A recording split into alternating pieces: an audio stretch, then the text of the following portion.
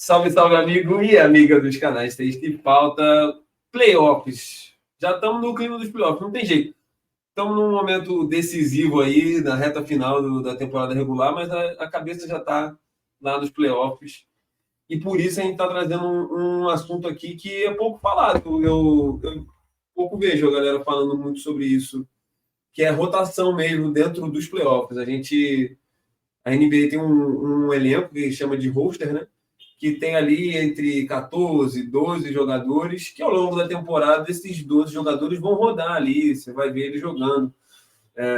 O garbage time, né, que é o tempo ali onde entram os perebas, entre aspas, né, os perebas da NBA, meio difícil falar isso, mas que são os caras que não têm tantos minutos no jogo pegado, né, quando a partida já está decidida para algum dos lados. Esses caras entram temporada regular, só que esse cara do garbage time, por exemplo, você não vai ver mais eles no playoff, só vai ver eles lá, ó, batendo palma, comemorando, porque não entra em quadra. Então a rotação, né, ela diminui bastante nos playoffs. Não é isso, o Raul, Arthur? Acho que é uma coisa que a gente vê bem clara, dá uma reduzida no número de jogadores dentro dos playoffs, né? Você vê as mesmas caras durante a série toda ali, né? Eu acho que normalmente sai de 10, 11 jogadores para alguns times de 8 até 7 jogadores para rotacionar, mas acho que os outros 8 jogadores, por exemplo, são 7 jogadores básicos. Os outros 2 jogadores ali são meio situacionais de cada playoff, dependendo do técnico, claro. Por exemplo, eu vou dar um exemplo que não está no vídeo, por exemplo, Miami tem vários jogadores que podem jogar em várias séries diferentes, mas que outras podem jogar 0 minutos. Na outra pode ser titular, entendeu?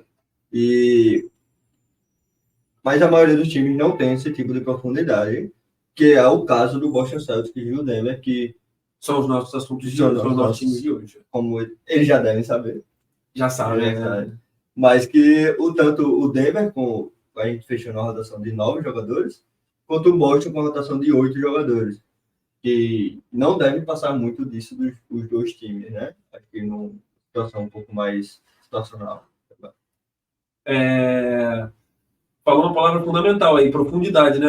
E qual para você é o limite de número de jogadores para estar bem nos playoffs? Assim, eu não posso ter menos que isso, senão um abraço. Acho que 8 é o mínimo, assim. Você tem que ter pelo menos 8 na rotação. Acho que quando você tem menos de 8, fica um pouco preocupante. Acho que vocês pontuaram boas diferenças. Acho que uma diferença ainda mais gritante dos playoffs são os minutos dos titulares, que explodem. Né? É verdade. Então, você vê times... do Knicks. É isso que eu ia falar. O Knicks já sofre agora na temporada regular, né? Você vê times que os titulares jogam 43, 44 minutos, 42. Então, assim, vale até ficar de olho, se você vê aqueles plus-minus dos jogadores, dos quintetos mais utilizados. Essa é uma boa medida para ver o quão algum time está tão distante assim do outro. Porque, por exemplo, o Boston tem um net muito grande, né? O Boston está muito bem na temporada, está num passo histórico assim, de net, nos top 5 da história. Mas se você pega o time titular do Boston e o time titular de outros times, não é tão longe. Então, assim, vale fazer essa ressalva. E, claro, deixar aqui claro que é especulação nossa a rotação, por enquanto. Né? Porque a gente acredita que vai ter, ninguém é obrigado. Eles podem jogar com 11, podem jogar com 12, podem jogar com 5.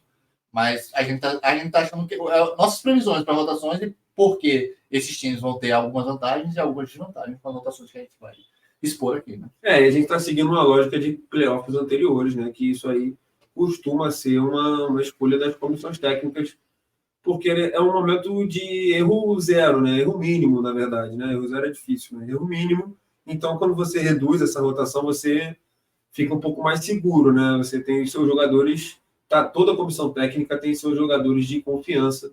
E é isso que a gente vai trazer um pouco, primeiramente, dos favoritos aí que a gente acha de cada conferência.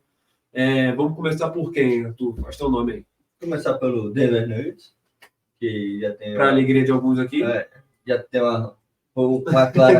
um claro buraco na rotação do reserva, né? Mas com o time titular, Jamal Murray, Caldwell Pope, Michael Porter Jr., Aaron Gordon, Jokic, com o banco de reserva de Reggie Jackson, Peyton Watson, o Justin Holiday, tem um novato, Christian Brown, fica claro que esse Isso. time não tem um pivô reserva agora, como foi a temporada passada. Que a tentativa do Denver foi desenvolver o Zeke Nage, né? Mas os playoffs passados foi uma boa experiência para Denver, além do título, porque na rotação o Aaron Gordon fez muito bem o pivô reserva. Ficar com um time menor, mas o Aaron Gordon segura bem.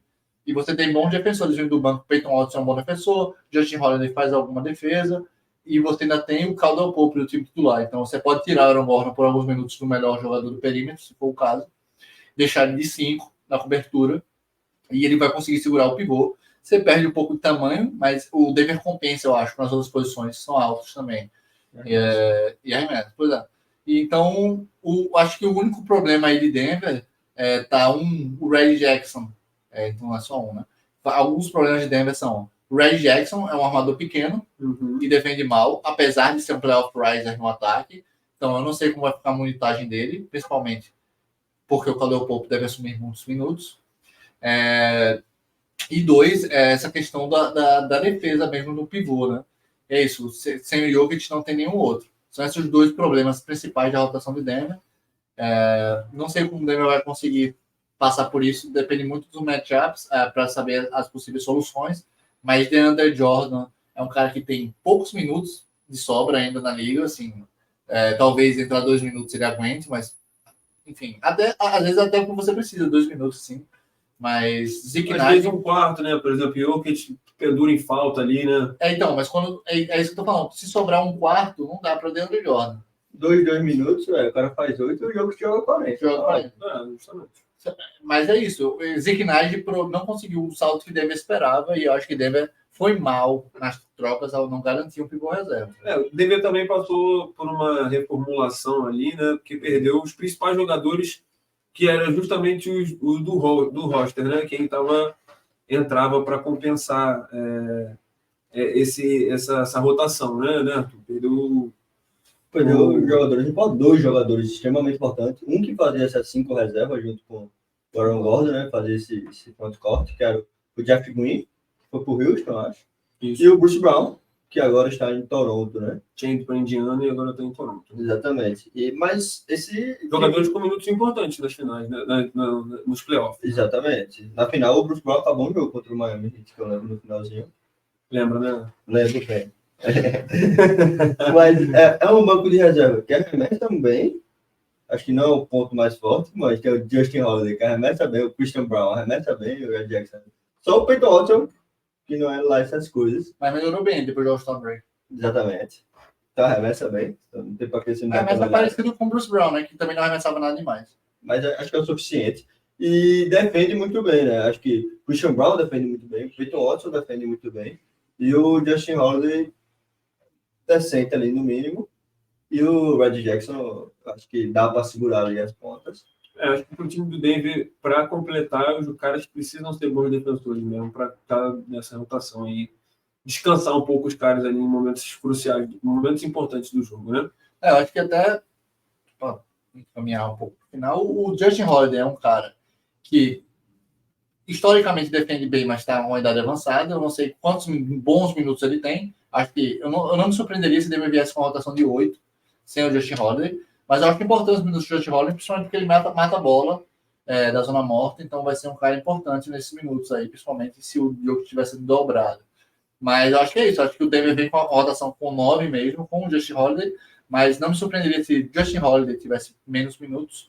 E o Peyton Watson vai depender muito da situação, porque o Christian Brown e o Red Jackson são os favoritos do Mike Malone, principalmente o Red Jackson, que é um homem que vem para fazer um papel similar ao Jamal.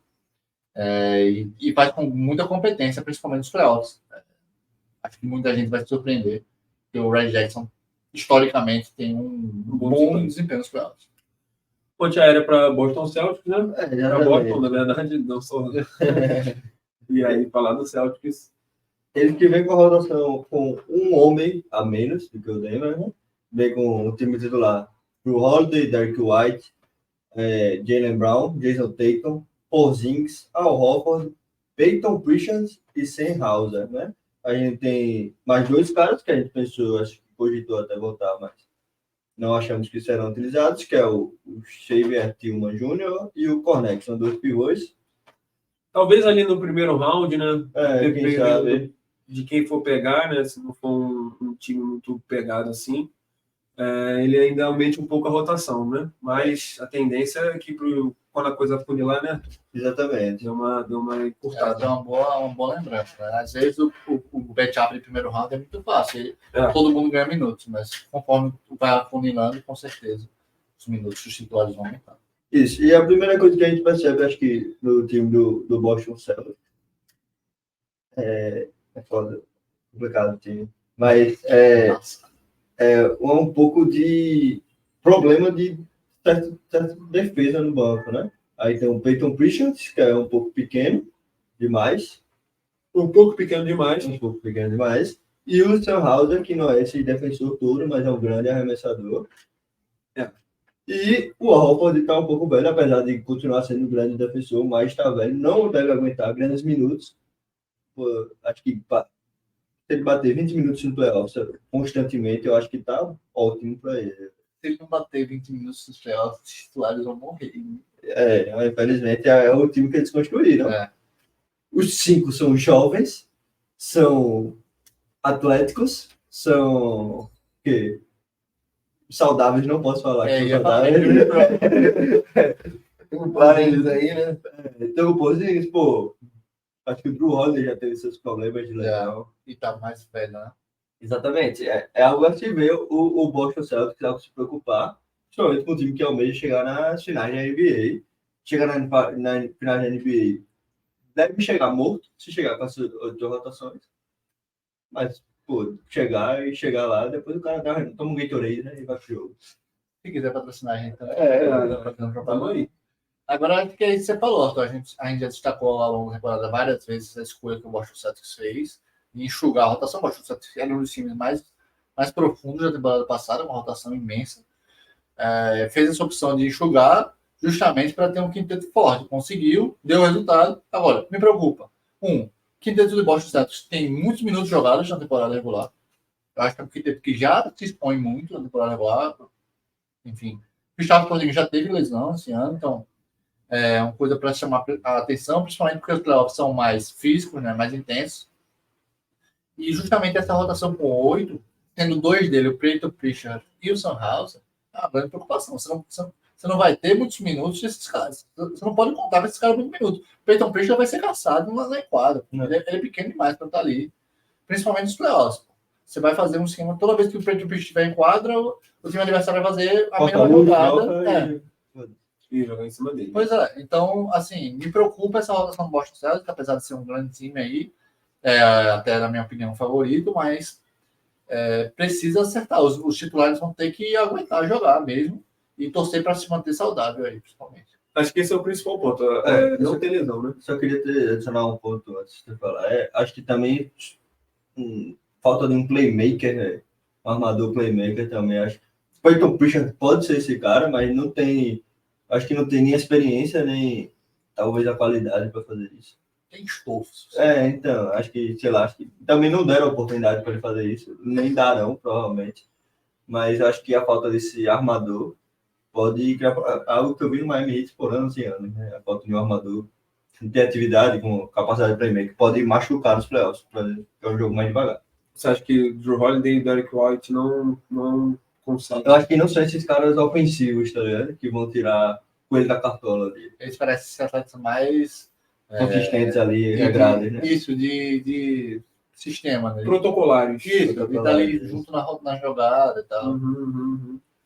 Justo, acho que é uma coisa que pode ser explorado em cima. Porque é aquilo, né? Na temporada regular é difícil você ver tantos pontos negativos sendo explorados pelos adversários, né? Mas quando entra nessa fase de playoff, o time vira o foco, né? Todo estudo. Há uns meses atrás, até a gente viu vazar uma cartinha que colocavam na porta do quarto do hotel do Dallas, né? Falando sobre cada jogador de uma maneira até interessante, mas superficial, né? Nos playoffs, tem as badges da NBA, do 2K, cada catch shoot. Exatamente, mas de uma maneira superficial. Quando entra no playoff, não, é bem específico que cada jogador pode fazer. Eles fazem um levantamento pesado sobre o adversário, então o jogador chega bem mais preparado e bem mais focado no que eles podem explorar, tanto de um lado quanto do outro, né? Como a gente está falando aqui de deficiências do elenco do Boston, com certeza isso aí vai ser explorado ao longo dos playoffs. Logicamente que o Boston também sabe o que ele tem de ruim, ele vai tentar achar soluções.